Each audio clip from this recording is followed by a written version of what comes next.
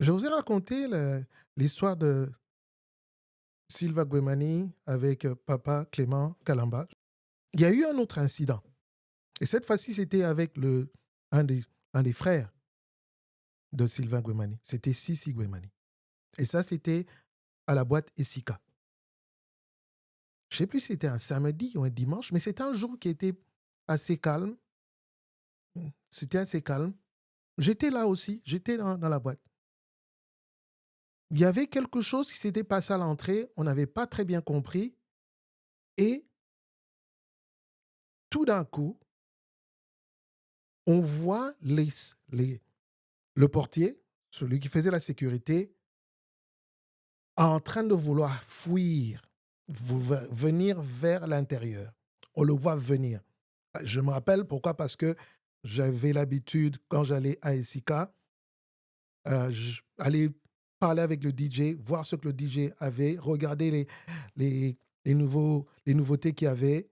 On regardait ça et on voit des gens armés de la DSP venir le saisir. Et quand ils entrent, ils bousculent les tables qu'il y avait, parce il y avait des tables à l'entrée.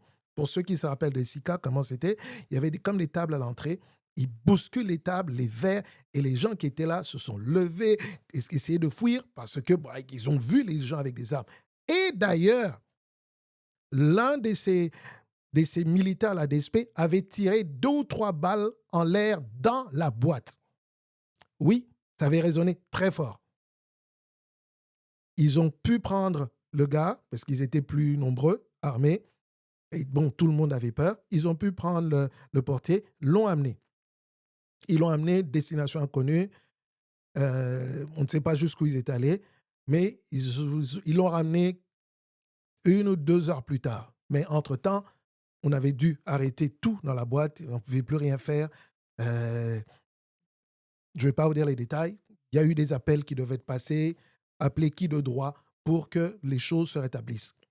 Et le portier a été ramené, chemise déchiquetée, visage tuméfié, du sang partout.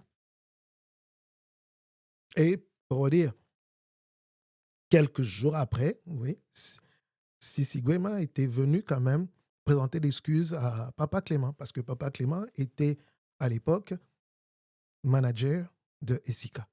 Il est venu lui présenter des excuses. Mais je crois qu'après ça, on ne lui avait plus permis de remettre les pieds là-bas. Ouais. Voilà comment les choses se passaient à l'époque du Zaïre. Ça, c'est ce que moi j'ai vu.